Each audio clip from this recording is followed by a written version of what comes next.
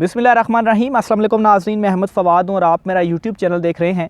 नाज़रीन, अहम ख़बरों के साथ आज के व्लॉग में आपकी खिदमत में हाजिर हुआ हूँ। थोड़ी सी तबीयत जो है वो नासाज है। सबसे पहले तो दुआओं की भी अपील है। मेरा जो लहजा है शायद इस वजह से आपको थोड़ा सा जो है वो लो भी हो, लेकिन ख़बरें चूँकि बहुत ज़्यादा इंपॉर्टेंट थी और वो मैंने आपके साथ शेयर करनी थी। सबसे पहले तो दो वज़रा के हवाले से ख़बरें हैं। एक साबिक़ वज़ीर और एक करंट वज़ीर हैं। वो उन्होंने हुकूमत के साथ ही अपना जो मुँह है हुकूमत के ख़िलाफ़ ही अपना जो मुँह है वो खोल दिया है। हुकूमत के साथ उनकी लग नहीं रही और एक शदीद किस्म के इख्तलाफात चल रहे हैं। दूसरे नंबर पर एक अहम इत्तेहादी है जिसने इस शहबाज हुकूमत को छोड़ा है। ये दोनों मामलात के हैं, एक तो इसकी कुछ डिटेल्स मैंने आपके साथ शेयर करनी है। इसके अलावा इलेक्शन कमीशन ऑफ पाकिस्तान से एक बड़ा फ़ैसला जो है वो आज सामने आया है नाअहली से रिलेटेड, और बड़ा अचानक से ये जो फ़ैसला है वो आया है। और मुख्तसर ये फ़ैसला आया। ये फ़ैसला क्या है, नाअहली से रिलेटेड है चूँकि, तो इलेक्शन कमीशन भी बहुत ज़्यादा इन दिनों मुतहरिक है केसेस के हवाले से, तो इसकी डिटेल भी मैंने आपके साथ शेयर करनी है। और इमरान खान साहब जो हैं वो इस वक्त कितनी मुश्किल में मुख्तलिफ़ महाज़ों के ऊपर लड़ रहे हैं और कैसे ये जो नर्व्स का गेम है, इमरान खान साहब जो है वो इस अपने नर्व्स के ऊपर काबू पाकर तमाम ताकतवरों के साथ जो है वो इस वक्त उन्होंने एक पंजा आजमाई है वो कर रहे हैं, झुके नहीं हैं। कुछ डिटेल्स मैं आपके सामने रखूँगा और आप भी हैरान हो जाएंगे एकदम यकदम इमरान खान साहब के ख़िलाफ़ कितने ज़्यादा महाज जो हैं वो खोले गए हैं और उसके बावजूद भी इमरान खान साहब जो हैं वो फर्म खड़े हुए हैं। सबसे पहले आगाज़ जो है वो मैं यहीं से करूँगा, इमरान खान साहब की नाअहली से रिलेटेड। इस वक्त टॉप कोर्ट से लेकर लोअर कोर्ट तक मुख्तलिफ़ जो केसेस हैं वो चल रहे हैं, यानी कि सुप्रीम कोर्ट, इसके अलावा हाई कोर्ट, इसके अलावा डिस्ट्रिक्ट एंड सेशन कोर्ट जो कचहरी होती है, फिर इसके अलावा जो स्पेशल कोर्ट्स होती हैं वहाँ पर भी इमरान खान साहब की नाअहली के ख़िलाफ़ जो दरख्वास्तें हैं, नाअहली के हवाले से जो दरख्वास्तें हैं वो चल रही हैं। और इसमें मैं एक चीज़ को कोट करूँगा कि इमरान रियाज़ ख़ान ने एक दावा भी किया है कि इमरान खान साहब को ये इन्फॉर्मेशन पहुँचाई गई है कि आपको नाअहल किया जाएगा और नवाज़ शरीफ की वापसी होगी और फिर उसके बाद नवाज़ शरीफ को वज़ीर-ए-आज़म भी बनाया जाएगा। अब इसी बयान ये जो उनकी जानिब से दावा किया गया है, कुछ केसेस मैं आपके सामने रखूँगा तो आपको ये सारे मामलात इस वक्त समझ आएंगे कि चल क्या रहा है। सबसे पहले तो मैं आता हूँ सुप्रीम कोर्ट ऑफ पाकिस्तान की तरफ। सुप्रीम कोर्ट ऑफ पाकिस्तान में इस वक्त इमरान खान साहब की नाअहली के अगेंस्ट नाअहली पर एक दरख्वास्त है वो चल रही है, जो इमरान खान साहब ने धरना लेकर आए थे इस्लामाबाद में और कुछ लोग डी चौक चले गए थे। उस पर सुप्रीम कोर्ट का चूँकि फ़ैसला था तो ये दरख्वास्त थी कि इमरान खान साहब ने तौहीन अदालत की है तो उनके ख़िलाफ़ कार्रवाई की जाए, उनको नाअहल जो है वो किया जाए। एक तो ये सुप्रीम कोर्ट में चल रहा है। फिर दूसरे नंबर पर इस्लामाबाद हाई कोर्ट की बात करते हैं तो हाई कोर्ट में भी इस वक्त इमरान खान साहब के अगेंस्ट जो महाज है वो खुल चुका है, और वो ये ऐसे कि टेरियान वाइट जो मुबैना तौर पर कहा जाता है कि इमरान खान साहब की बेटी हैं और इमरान खान साहब ने अपने कागजात नामजदगी में इन्हें छुपाया है, इसलिए उनको नाअहल जो है वो किया जाए। अब इस केस में इंटरेस्टिंग चीज़ ये है कि ये केस 25 जनवरी को इस्लामाबाद हाई कोर्ट में समाअत के लिए दायर था, काज लिस्ट भी लगी हुई थी, लेकिन अचानक से ये जो केस है ये जल्द समाअत के लिए मुकर्रर किया जाता है और अब यहाँ पर 20 दिसंबर की जो तारीख़ है वो आ गई है और अब ये केस 25 जनवरी अगले महीने की से हटाकर अब 20 दिसंबर को जो है वो सुना जाएगा। और 20 दिसंबर की तारीख़ भी बताऊँगा क्यों इम्पॉर्टेंट है।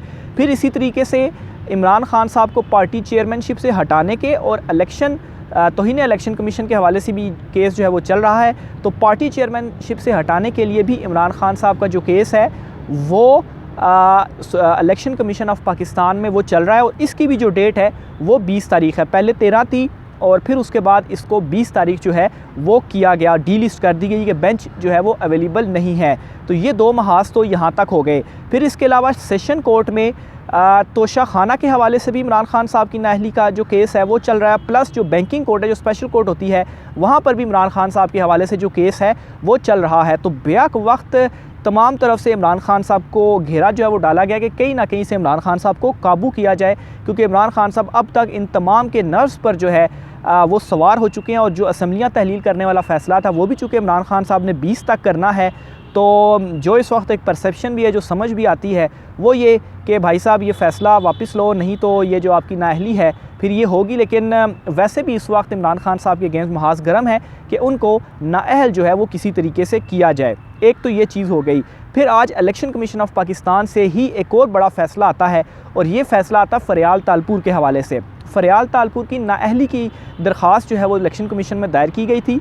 PTI के ही 2 रहनुमा हैं, और उसमें कहा यह गया था कि चूँकि इन्होंने असासे कुछ जायदादें हैं वो अपने असासों में छुपाई हैं, तो इसलिए आप इनको नाअहल करें। तो आज उसका अचानक से जो फ़ैसला है वो आता है, और फ़ैसले में क्या होता है कि फरियाल तालपुर की नाअहली के हवाले से जो दरख्वास्त है इसको मुस्तरद कर दिया जाता है और फरियाल तालपुर को अहल करार दिया जाता है। इलेक्शन कमीशन कहता है अपने फ़ैसले में कि जो दरख्वास्त गुजार है वो केस प्रूफ करने में नाकाम हुआ, और प्लस जो इनके एसेट्स हैं ये इन्होंने अपने असासों में भी ज़ाहिर किए हुए हैं, तो इस वजह से इनकी नाअहली की जो दरख्वास्त है वो मुस्तरद की जाती है। तो ये बड़ा एक रिलीफ़ इनको यहाँ से मिल चुका है। फिर इसके अलावा आप थोड़ी दूसरी साइड पर मैं आप चला जाता हूँ। मौजूदा हुकूमत की परफॉर्मेंस के हवाले से 1-2 चीज़ें मैं आपके सामने रखूँगा। ये हुकूमत कहती है कि हमारे पास पैसे नहीं हैं और मुल्क आलमोस्ट डिफ़ॉल्ट के करीब जो है वो जा चुका है। इस पर साद रफ़ीक साहब जो वज़ीर हैं, इनके वफाकी वज़ीर हैं, वो कहते हैं कि जो इदारा मैं हेड कर रहा हूँ, मुझे उस इदारे को जो लोग वहाँ पर काम कर रहे हैं उनको देने के लिए ना पेंशन है और ना अपने एम्प्लॉइज़ को देने के लिए तनख्वाहें, और जो रिटायर हो गए हैं उनको देने के लिए पेंशन नहीं है। इस वक्त इतने ख़राब हो चुके हैं मुल्क के हालात। लेकिन अब दूसरी तरफ 2 चीज़ें भी सामने आती हैं। एक सामने ये आती है कि मीडिया मुहिम चलाने के लिए 2 अरब रुपये मुख्तस किए जाते हैं मौजूदा हुकूमत की जानिब से, और दूसरा ये कि बिलावल जो हैं पाकिस्तान में तो वो रुक ही नहीं रहे, बाहर के दौरों में ही वो मसरूफ़ हैं, और 2.25 अरब उनके खाली दौरों के ऊपर अब तक जो ख़र्चा है वो आ चुका है। तो ये एक तरफ शाह खर्चियाँ और दूसरी तरफ जो है वो अवाम को इन्होंने किस तरह से पीसा हुआ है ये भी आपके सामने है। अब इस चीज़ों के ऊपर आप खुद डिसीजन ले लें, मौजूदा हुकूमत जो है वो कैसे अवाम के साथ फेयर हो सकती है। प्लस एक अहम वज़ीर के हवाले से भी ख़बर मैंने आपके साथ शेयर करनी है। एक तो सबसे पहले मिफ्ता इस्माइल के हवाले से भी बताता चलूँ। मिफ्ता इस्माइल जो हैं वो दबे लफ्ज़ों में एक तो अपने ही लोगों के ऊपर क्रिटिसिज्म भी कर रहे हैं, और दूसरा इसहाक डार के काफ़ी ज़्यादा वो मुखालिफ हैं, क्योंकि उन्हें हटाकर इसहाक डार को लाया गया था। वो अब ये कहते हैं कि उन्हें गलत तरीके से निकाला गया था, और ये महाज इस वक्त मुस्लिम लीग नून के अंदर जो है वो काफ़ी ज़्यादा सरगर्म हो चुका हुआ है।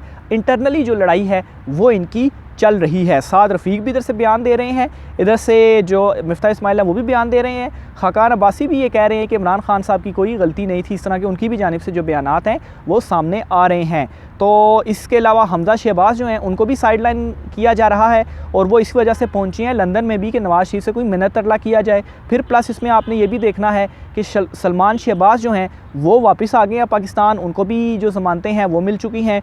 तो इस वक्त ये इनकी जो इंटरनली लड़ाई है वो भी चल रही है, और लेकिन दूसरी तरफ जाहिर सी बात है हुकूमत में है, ताकतें इनके पास हैं। तो इमरान खान साहब के अगेंस्ट मैंने बताना था कि किस तरह इमरान खान साहब अवाम के लिए इन तमाम महाज़ों के ऊपर लड़ रहा, और ये महाज उनके हवाले से खोल दिए गए हैं।